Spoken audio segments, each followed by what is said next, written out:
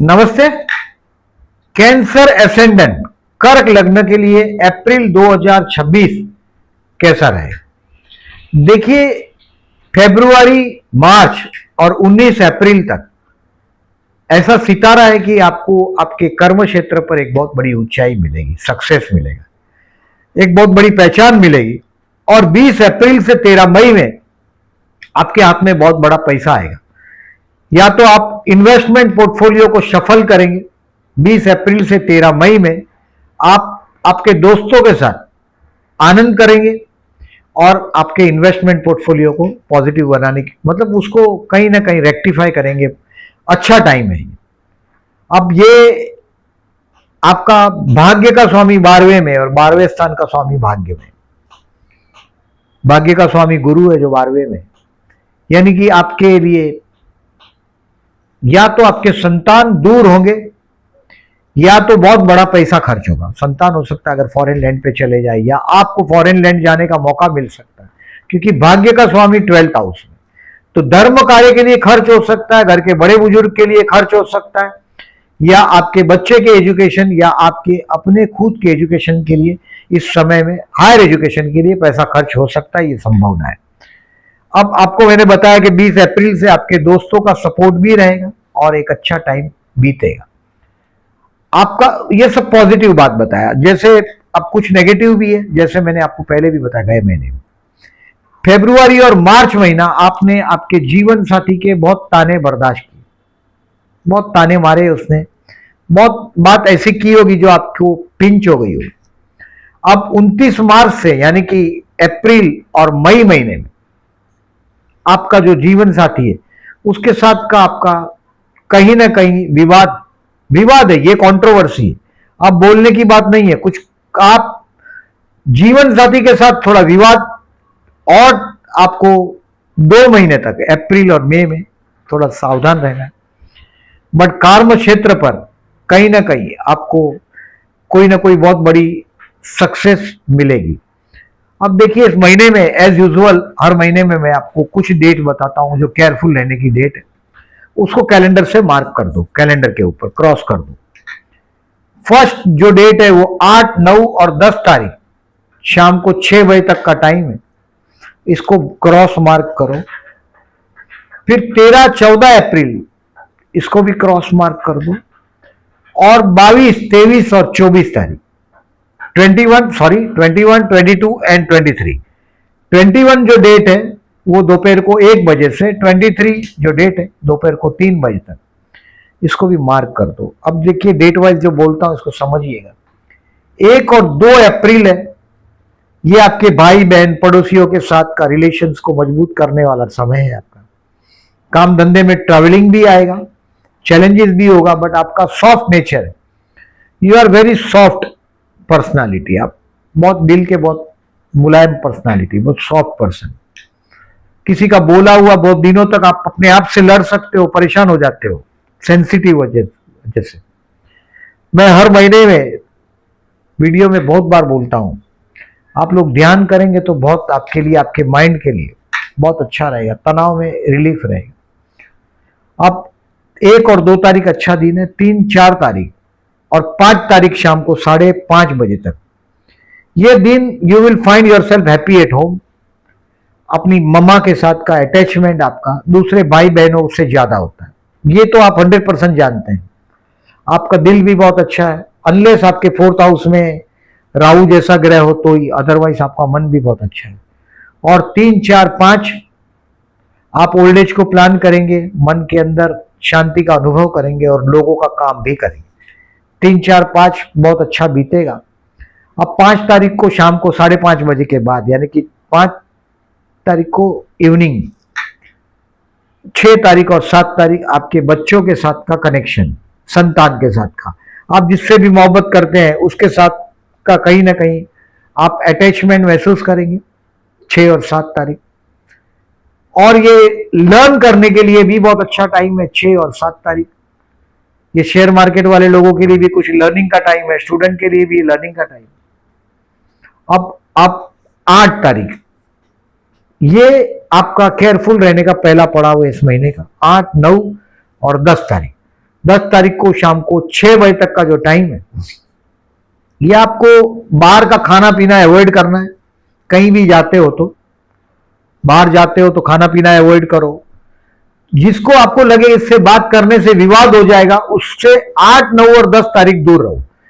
आप ऑब्जर्व करिएगा, झगड़ा होगा ही होगा और होता ही है। 8, 9, 10 छोटे मोटे झगड़े से दूर रहिएगा। कोर्ट का लिटिगेशन हो तो पोस्टपोन कर दीजिएगा।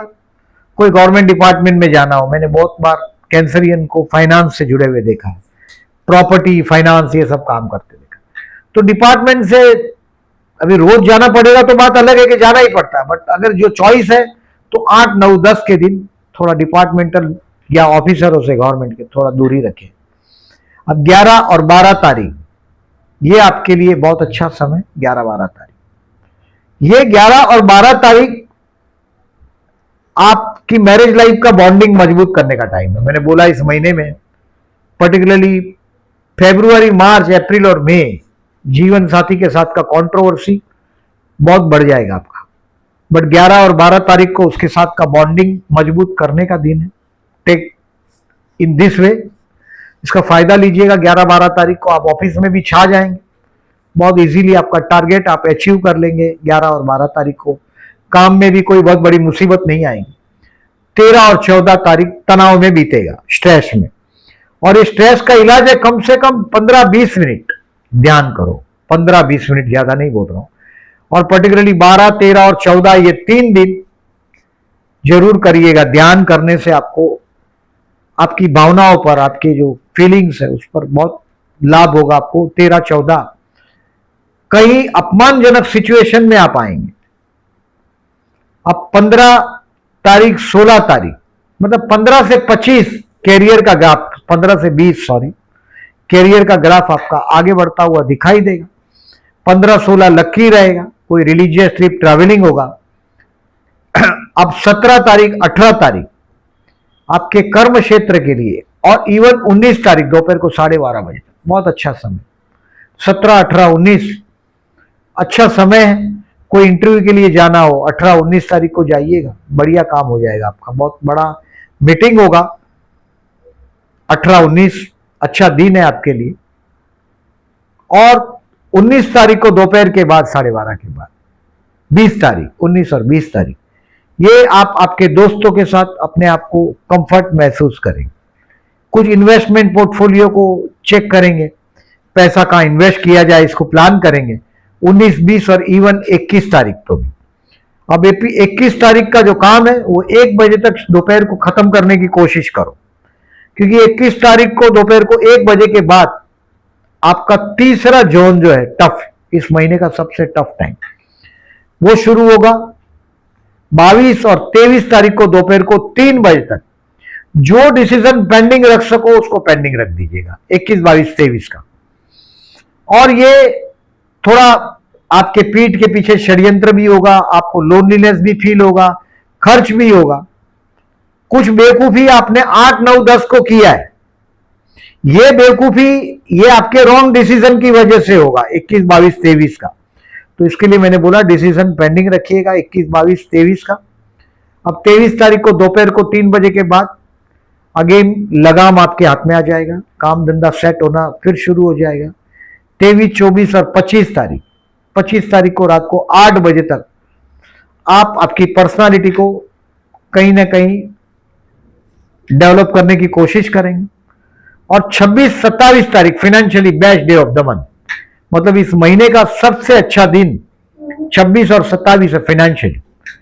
फूड, फैमिली, फाइनेंस एंजॉय करेंगे, अपने परिवार के साथ मौज मजा करने का दिन है 26, 27।